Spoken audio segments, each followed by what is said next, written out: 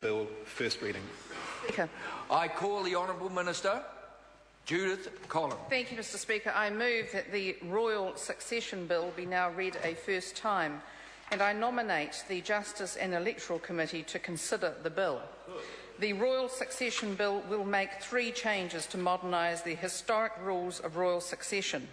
The changes better reflect today's values, while still preserving the important traditions of the monarchy. Firstly, the bill will ensure that royal succession is no longer dependent on a person's gender. Secondly, it will remove the bars which prevent a person married to a Roman Catholic from possessing or succeeding to the crown.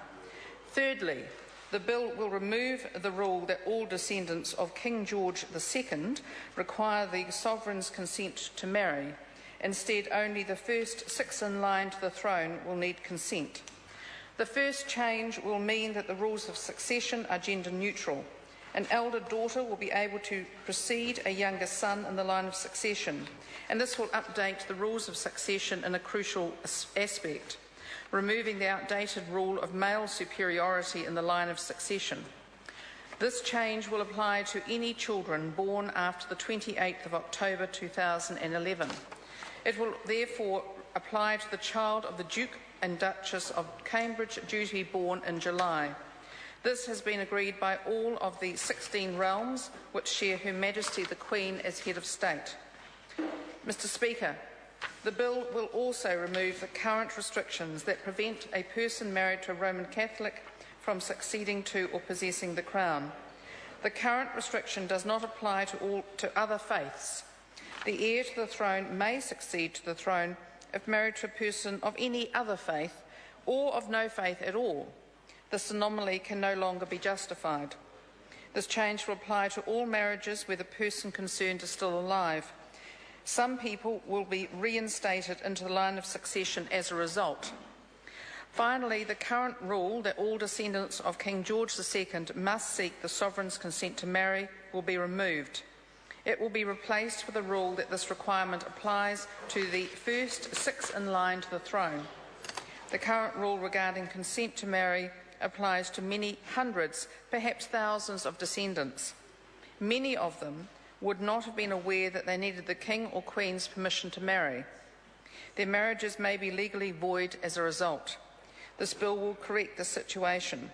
These marriages will be validated for all purposes other than succession, provided that they meet certain criteria. Mr. Speaker, I should note that the changes to the bill do not mean that a Roman Catholic will be able to accede to or hold the throne. The separate rule that the King or Queen is also Supreme Governor of the Church of England will remain. So will the requirement that the sovereign swear an oath to uphold the Protestant religion. Mr. Speaker, changes to the rule of royal succession require the agreement of each of the 16 realms, as the Queen is head of state of each of them in its own right. In order to maintain this, the rules of succession must be consistent across the realms. Most of the changes were agreed between the realms at a meeting coinciding with the Commonwealth Heads of Government meeting in Perth on 28 October 2011. Further changes were agreed through later discussions among the realms. New Zealand has played an essential role in coordination among the realms, and the government wants to thank the Clerk of the Executive Council, who has been undertaking this role, for her endeavours in this respect. A bill changing the laws of succession is currently proceeding through the UK Parliament. That bill will not, however, automatically apply to New Zealand. Separate legislation is needed in New Zealand to achieve the same changes to the rules of succession in New Zealand law. Our Royal Succession Bill is consistent with the United Kingdom Succession to the Crown Bill.